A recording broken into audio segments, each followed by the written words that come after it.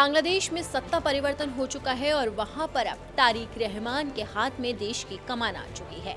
अमूमन ये देखा जाता है कि जब भी किसी देश के अंदर सत्ता परिवर्तन होता है तो दुश्मन भी दोस्त बनते हैं। भारत और बांग्लादेश के बीच में इस वक्त बड़ी तकरार छिड़ी है, लेकिन अब माना जा रहा है कि तारिक रहमान के सत्ता संभालने के बाद ये दुश्मनी अब दोस्ती में तब्दील हो सकती है और इसके संकेत खुद प्रधानमंत्री नरेंद्र मोदी से लेकर तारिक रहमान ने दिए हैं। हाल ही में प्रधानमंत्री नरेंद्र मोदी और तारिक रहमान के बीच में फोन पर बातचीत हुई है और उस बातचीत से एक बार फिर से सियासी हवा बदलती हुई नजर आ रही है। और अब इसी बीच में बड़ी खबर सामने आ रही है कि भारत में रह रही शेख हसीना के बेटे ने भी एक बड़े संकेत दिए हैं और वो संकेत है दुश्मनी को दोस्ती में तब्दील करने के। तो इसी पर ज्यादा चर्चा के लिए इस वक्त मेरे साथ चर्चा के लिए न्यूज रूम में मौजूद है सोनम। तो सोनम से जानेंगे कि आखिरकार बांग्लादेश में जिस तरीके से चुनावी नतीजे सामने आए हैं सोनम, उसके बाद वहां पर तारिक रहमान प्रधानमंत्री बनने जा रहे हैं और उसके बाद अब भारत का क्या रुख है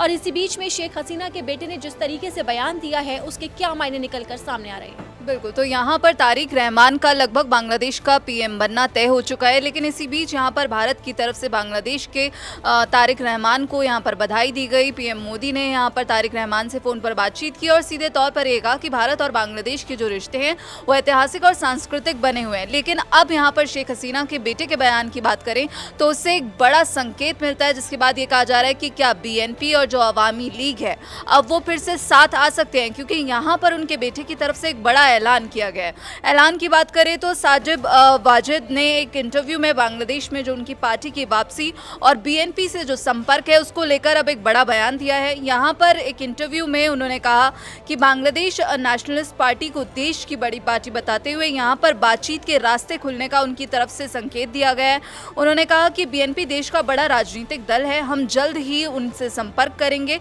और बातचीत के दौरान ये भी कहा कि अवामी लीग पर बैन के चलते बीएनपी को चुनाव में खुला मैदान मिल गया और यहाँ पर उनकी तरफ से इस बात पर जोर दिया गया अनुराधा कि आने वाले समय में अवामी लीग वापसी करेगी। तो यहाँ पर ये कहा जा रहा है कि शेख हसीना की जो पार्टी है वो अवामी लीग अब उनके बेटे की तरफ से कहा गया है कि बांग्लादेश में वापसी करेगी और अवामी लीग कहीं भी नहीं जा रही। बांग्लादेश के लोग हमारी पार्टी से प्यार करते हैं और हम बांग्लादेश में वापसी करेंगे। अब यहाँ बता दें कि बांग्लादेश चुनाव में बीएनपी को पूर्ण बहुमत मिला है, जिसके बाद तारिक रहमान के हाथों बांग्लादेश की सत्ता की कमान आते हुए दिख रहे हैं। वहीं शेख हसीना के बयान की बात करें तो यहाँ पर उनके बेटे की तरफ से जो ये ऐलान किया गया है, इसी बीच शेख हसीना ने भी बांग्लादेश चुनाव को लेकर एक बड़ा बयान दिया था। सोनम, यहाँ पर हम आपसे ये चीज जानना चाहेंगे कि जिस तरीके से शेख हसीना के बेटे का बयान सामने आया है उसका असर क्या होता हुआ नजर आया है, और इसके बाद आप सिलसिलेवार तरीके से बताइए कि शेख हसीना का बांग्लादेश के चुनाव पर क्या रुख है, तारिक रहमान की जीत पर शेख हसीना क्या कहना चाहती है? बिल्कुल, तो यहाँ पर बीएनपी और अवामी लीग के रिश्तों की बात करें तो ये अच्छे नहीं रहे हैं, लेकिन अब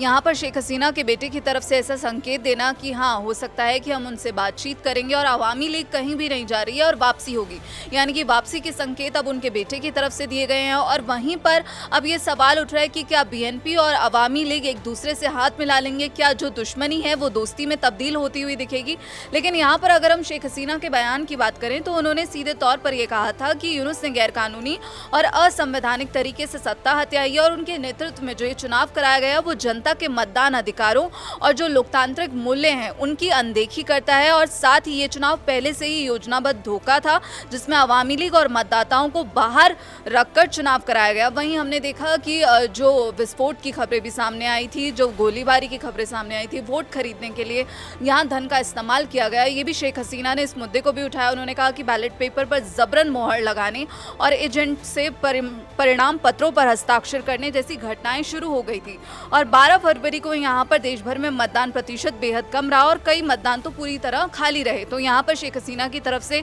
मोहम्मद यूनुस की सरकार पर यह हमला बोला गया, लेकिन इसी बीच यहाँ पर ये सीधे तौर पर साफ है कि क्या अब बीएनपी और अवामी लीग फिर से साथ आते हुए दिख सकते हैं, क्योंकि वहां बीएनपी की वापसी हुई है, तारिक रहमान के हाथों सत्ता अब यहां पर देखने को मिलेगी। तो इसी बीच ये लगातार सवाल उठ रहा है कि क्या शेख हसीना वापस बांग्लादेश जाएंगी, क्योंकि उनके बेटे की तरफ से ये कहा गया है कि अवामी लीग कहीं भी नहीं जा रही है, बांग्लादेश जिस तरीके से बिल्कुल जी सोनम, जिस तरीके से आपने बताया है कि बेटे ने साफ तौर पर संकेत दिया है कि उनकी पार्टी वापसी करेगी, लेकिन सबसे बड़ा सवाल यही है क्योंकि हमने मोहम्मद यूनुस को देखा था कि शेख हसीना के लिए उनके जो तेवर थे वो काफ़ी कड़े थे। उन्होंने लगातार भारत से शेख हसीना के प्रत्यर्पण की मांग की थी, लेकिन भारत ने बांग्लादेश को मुंहतोड़ जवाब भी दिया था और शेख हसीना भी लगातार भारत में मीडिया से बात करते हुए जो यूनूस सरकार थी उसे टारगेट करती रही है। लेकिन अब वहाँ पर सत्ता परिवर्तन हो चुका है, तारिक रहमान की सरकार आ चुकी है, तो क्या आप कहीं ना कहीं ये माना जा सकता है कि शेख हसीना को रियायत मिलेगी? क्या वो राहत के तौर पर फिर से बांग्लादेश में वापसी कर सकती हैं? अब बाकी यहाँ पर अगर हम बात करें तो भारत की तरफ से कई बार ये साफ किया गया है और शेख हसीना की तरफ से भी ये कहा गया कि मैं भारत की यहाँ पर उन्होंने शुक्रिया अदा किया और उनके बेटे ने भी कई बार कई मंचों पर भारत का शुक्रिया अदा किया है कि भारत ने हमारी ऐसे समय पर मदद की जब शेख हसीना को बहुत ज़्यादा ज़रूरत थी। तो यहाँ पर शेख हसीना हमेशा से ही यहाँ पर भारत को शुक्रिया करती हुई नजर आई हैं, लेकिन अब ये देखना होगा कि आखिर शेख हसीना क्या जो उनका फैसला है वो लेती हैं, क्योंकि भारत की तरफ से पहले भी यही कहा गया था कि ये जो डिसीजन है वो शेख हसीना का है और वही ये डिसीजन लेंगी कि उन्हें आगे क्या करना है। बांग्लादेश की तरफ से लगातार दबाव बनाया गया कि भारत जो है शेख हसीना को वापस बांग्लादेश भेज दे, लेकिन भारत की तरफ से सीधे तौर पर यह साफ किया गया कि ये फैसला सीधे सीधे शेख हसीना का है और यहाँ पर अब ये देखना होगा कि आगे की शेख हसीना आखिर क्या फैसला लेती हैं और क्या बीएनपी और अवामी लीग साथ आते हुए दिखेंगे। उसके बाद ही जो है लगातार जो तस्वीर हम देखेंगे वो साफ नजर आएगी। जी बिल्कुल सोनम, इस तमाम जानकारी के लिए आपका बहुत बहुत शुक्रिया। तो जिस तरीके से ये देखा जाता है कि राजनीति में कब रुख बदल जाए इसका कोई कुछ नहीं कह सकता है, कब दुश्मन से दोस्त बन जाए और दोस्त से दुश्मन बन जाए इसका भी कुछ नहीं कहा जा सकता। तो अब दोस्ती का हाथ बढ़ाया है शेख हसीना के बेटे ने, तो अब इस पर देखना होगा कि तारिक रहमान की तरफ से क्या बयान सामने आता है। फिलहाल मेरे साथ इस वीडियो में इतना ही।